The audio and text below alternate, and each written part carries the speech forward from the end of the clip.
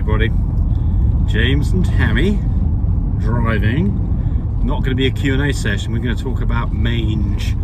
Because I just had a phone call about it and I thought, you know, I've done a video on this before, but it's been a while back, so we'll just do a kind of a refresher on mange, what it is, how you diagnose it, what the outcome is, how you treat it.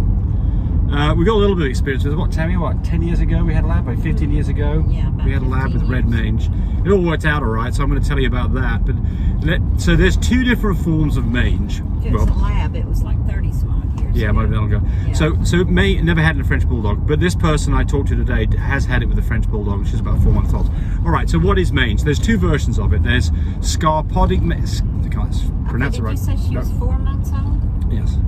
Oh. So, yeah. Well, I thought they did this whenever the heat cycle came around. No, not necessarily. Oh, okay. Sarcoptic mange. I can't even pronounce it right. We'll call it sarcoptic mange. It's not pronounced quite right. And demodex, or red mange, of which red mange is a lot more serious, but it's easier to diagnose than sarcoptic mange. Okay, so what is this? Basically, this is a parasite that's on the skin. In the case of the sarcoptic mange, it burrows under the skin, and it causes severe irritation, and it can affect all of your dogs. And if you've got it, it's relatively easy to treat, and you need to treat all of your animals because they're likely to get it. If you don't treat it, a dog can get in serious trouble and lose hair over its entire body and really get in trouble. But it's relatively easy to fix. And the typical treatment for that, something like, say, like Ivamectin. Red mange is in the hair follicles, and because it's right on the surface, it's quite a bit easier to detect it.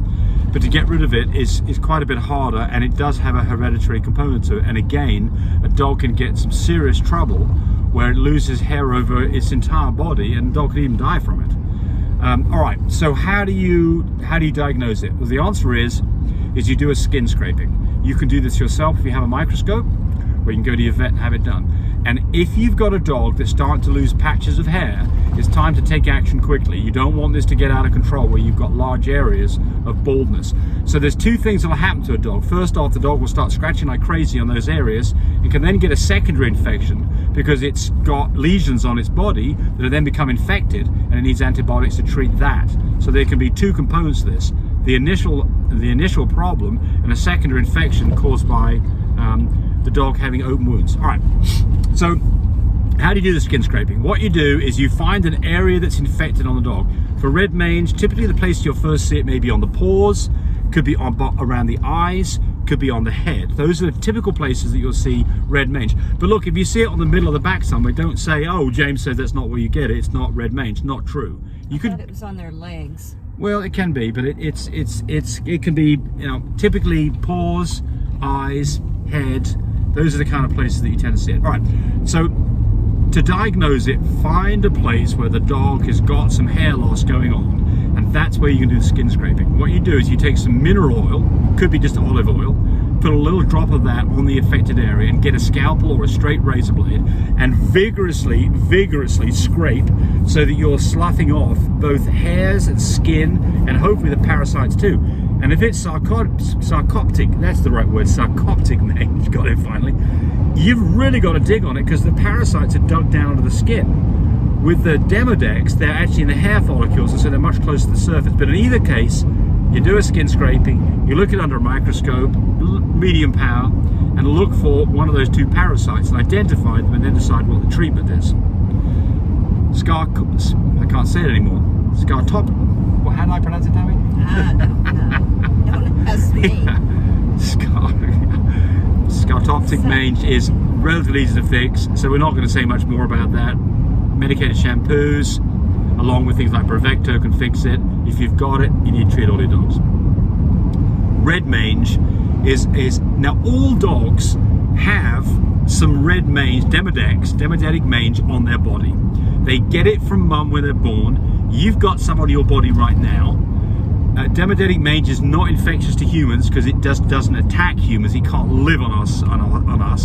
I think there might be other versions that can, but certainly the kind that you get for your dog is not going to infect you. And it's not one of those diseases where you've got to worry about all the rest of your dogs, because the way that demodex works is on all dogs, but they have a built-in immune system that they've developed and got from their mum at birth that lets them handle a demodex, so it keeps the population of active demodex down to a very small amount and it doesn't show up. A dog's immune system is compromised because it's stressed, because it's gone into heat, which is something that Tammy mentioned, because it's got some other kind of illness, or it's got a hereditary deficiency where it does not mount a sufficient defense against demodex, and the next thing you know, you've got a full-blown case of demodex. It tends to not show up in dogs that are 3, 4, 5 weeks old, much more likely to turn up in dogs that are something between 4 and 8 months old, or dogs maybe that are under stress for various reasons. So you do the skin scraping, you find out you got demodex, what do you do? So what we did is we gave Ivamectin. Ivamectin, you'll hear that in the news these days. People are using that to try to treat COVID, rightfully or wrongfully so. But it is actually a cattle insecticide to stop things like botfly. And it's an off-label use. But we actually use Ivamectin for heartworming orally. It is a very powerful medicine. You give a very small amount of it. I'm not going to tell you what the dosage is because you've got to go find out yourself, so I don't get in trouble. But you use substantially more of it to treat demodex, about 3 times the dosage that you'd use to do heartworming. And be aware of the fact there are certain breeds of dogs that it is fatal to it. I think border collies is one. You do not ever give Ivamectin to border collies. Frenchies is fine, but only in the right dosage. But so, you know, go Google this. If you've got a dog with red mange, establish that it is red mange, then decide what the treatment is and make sure you're using the right dosages of Ivamectin. That is not the only treatment out there. Medicated shampoos, there are various insecticides that are used. I think one of them is anthrax is one of them that's used. Don't know much about it, but the idea behind this is that you don't get too crazy with it because you want the dog to mount its own defense system, because you want the dog to be able to cope with this. Because if the dog doesn't cope with it, then there's 2 results. One is you may be giving the medication for the rest of its life, or a different medication to treat it, and you're not going to use that dog for breeding. So you want this dog to give some Ivamectin, and then within a couple of weeks start to show that the situation is improving and the dog can then mount its own defense against it, and then you're clear. How long does it take to treat the dog? Within a couple of weeks of giving Ivamectin, you want to see some results. You want to see the skin patches starting to, the lesions lessening, and then after another few weeks to a month after that, the skin start to grow back, and within a couple of months, the whole thing's resolved itself. And it may take one more treatment, 1 or 2 or 3 treatments of Ivamectin to get to the place where you've got this thing resolved. Right, what else should I add on this? I think that's pretty much it. We're fixing to get out of the car anyway. But yeah, not a lot of experience with this. I've seen it one time in a lab, 4-month-old lab, treated it, I think it was probably a 6-month-old lab, wasn't it? Yeah. We treated it successfully, and the dog was absolutely fine, but it was scary at the time. So you definitely want to get on top of this. And if you're not sure what's going on, then enlist the help of your vet to help in this too. That's it for this video. Hope that helps. Bye, everybody. For watching the video. I really appreciate people who subscribe to me. It helps me, encourage me to do more of these videos. But do remember, disclaimer here, I am not a vet. I'm not a licensed medical professional. I'm purely a person who's been breeding dogs for the last couple of decades. Any information that you got from this video, use at your own risk. There's nothing implied here, and certainly this should not be used as a substitute for advice from your veterinarian or your medical professional. I hope you enjoyed the video. Come back for more of them. Bye.